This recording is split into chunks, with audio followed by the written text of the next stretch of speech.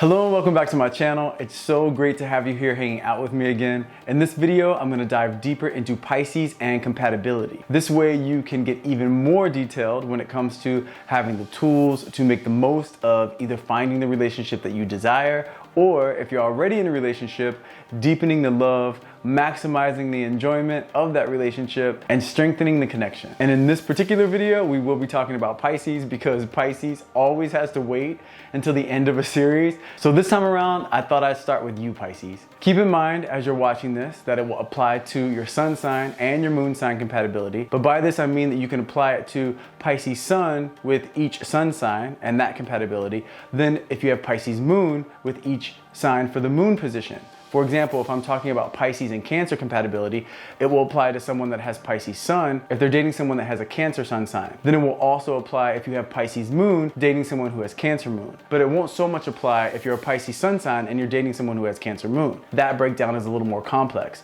So for now, we are sticking to the sun sign with sun sign and moon sign with moon sign compatibility. So no more wasting time. Here are the goods on Pisces when it comes to compatibility with each sign of the zodiac. Let's go.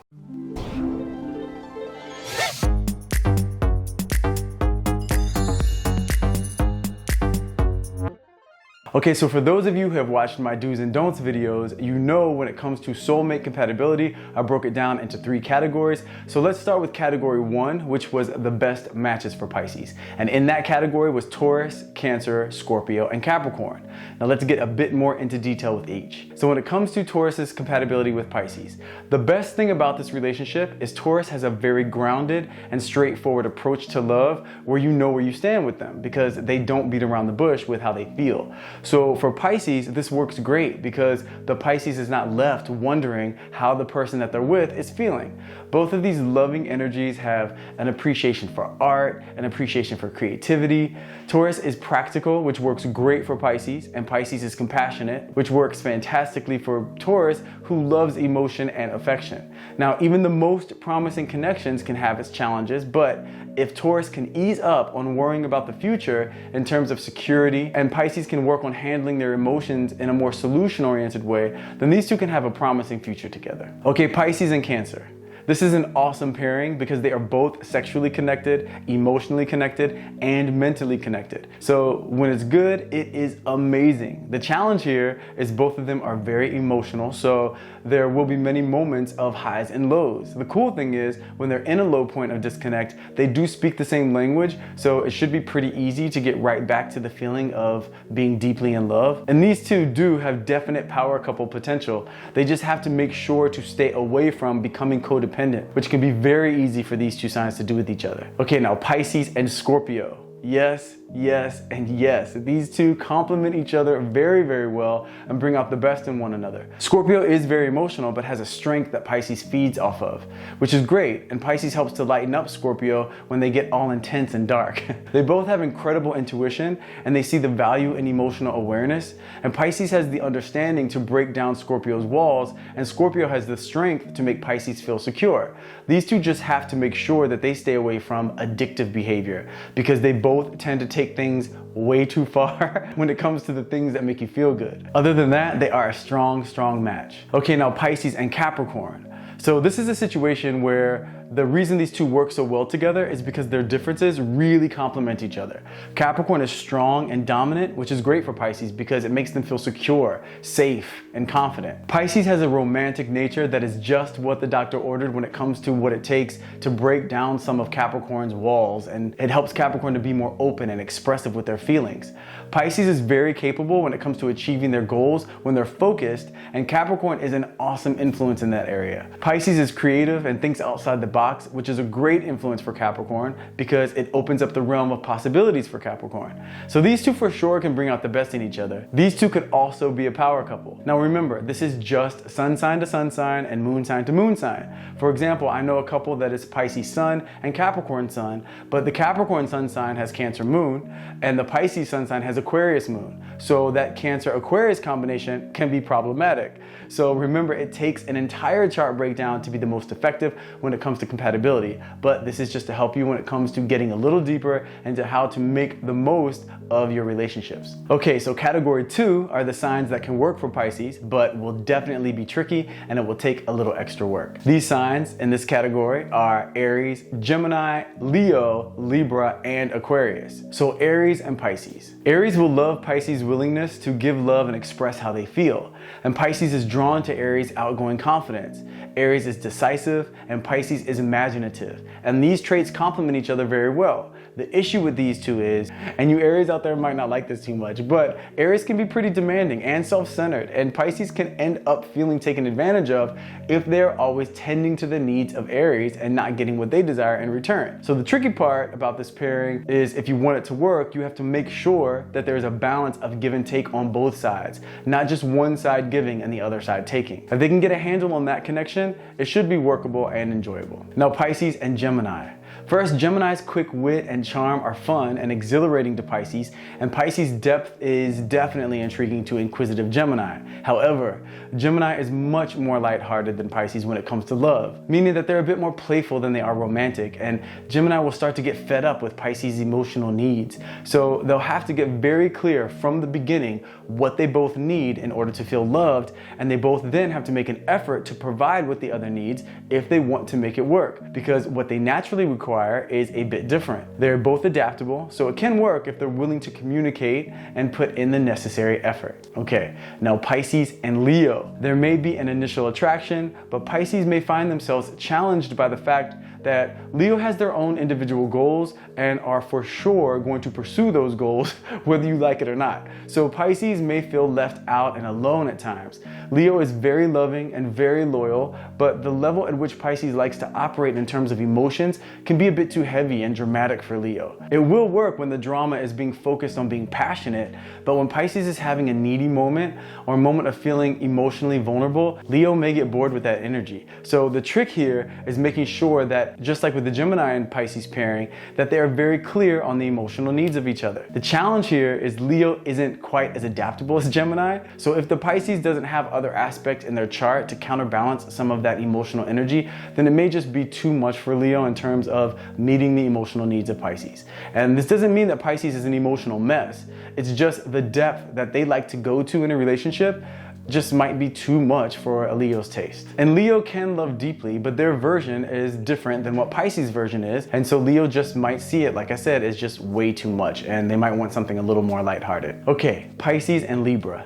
Now these two are actually surprisingly similar because they both aren't attached to one way of thinking. They are both open-minded and they enjoy working as a team, and they both also appreciate the beautiful things in life.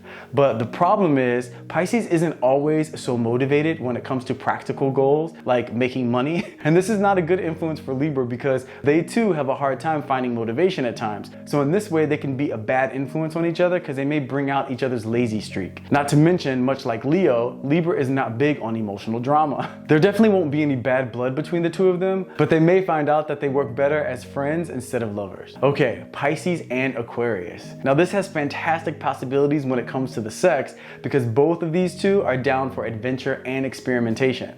If they can translate that fun in the bedroom to having a good time and a strong connection outside of the bedroom, then we're good to go. The issues arise when Aquarius starts to flex their independence. This makes Pisces feel that Aquarius is detached because Aquarius likes to play by their own set of rules. Pisces is good with freedom, but they also want to make sure that the romance and connection is the priority and it stays consistent, whereas Aquarius can go in and out of giving a crap. They will love you and they will love you consistently, but for them that doesn't mean that it has to be like the Notebook, like it does, for example, to a Cancer. For Aquarius, it's a little bit of the Notebook mixed with Mission Impossible because sometimes Aquarius wants to start the day on a mission that doesn't necessarily involve Pisces at all. And this leads Pisces to feel that they're living separate lives. And for Pisces, what is the use of that? They are both highly intelligent and can for sure complement each other's personalities in some majorly positive ways. But for this to work, they will have to for sure work out the balance of time spent together to make sure that they give the relationship the same attention that they give their independent lives. Okay, category 3, which are the signs that can be the most challenging for Pisces, and the signs in this category are Sagittarius, dating another Pisces, and dating a Virgo. Now Sagittarius and Pisces. This is another situation where the sex may be amazing, but that is where it ends. The main issue is Pisces loves to dream, to talk about that dream, and to spend a lot of time escaping reality. This doesn't, by the way, mean that Pisces is an airhead at all. It just means that they tend to be much more interested in things that have less to do with the practical, material world, especially when it comes to their relationship.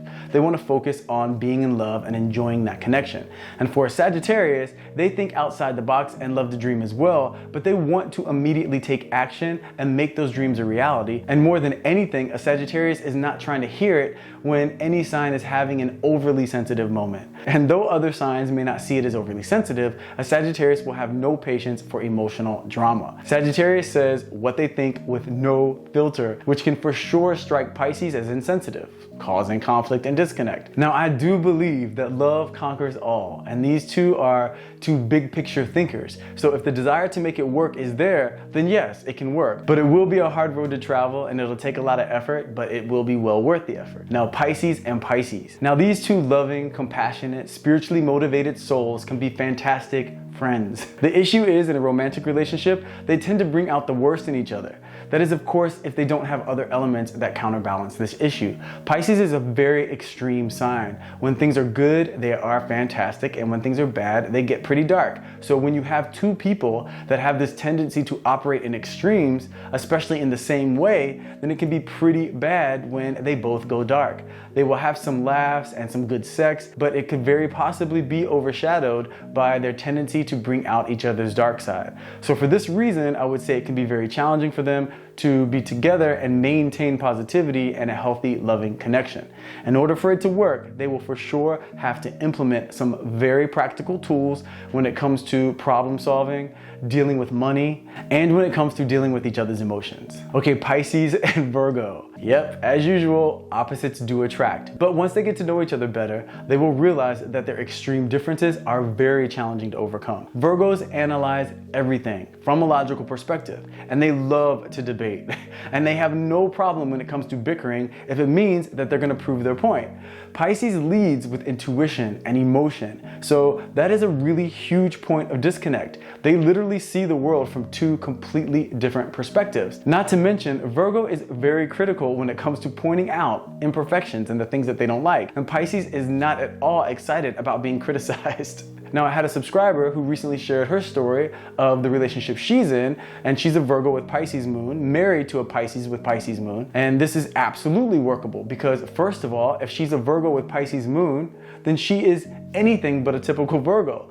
All of those traits I described earlier are going to be heavily counterbalanced by the fact that she has Pisces moon. So yes, she may be critical and lead with logic, but she has a huge part of her that is a dreamer and leads with instinct and emotion and intuition. She was sharing that her husband loves the fact that she's unpredictable. And yes, this makes so much sense because when you're a person who has polar opposites in your chart, like being a Virgo with Pisces moon, you're going to be a very unique version of that sun sign because you'll have so many traits of the polar opposite of that sign. This is why it's so important to know the entire chart when you're working with compatibility. So a Virgo like her that has Pisces moon is for sure much more of a compatible situation to be with a Pisces. But a Virgo that does not have Pisces moon or Pisces rising, well, that Virgo will strongly possess all of the traits that do not work with Pisces. So it will be much more difficult to find common ground when, like I said, you both see the world in such opposite ways.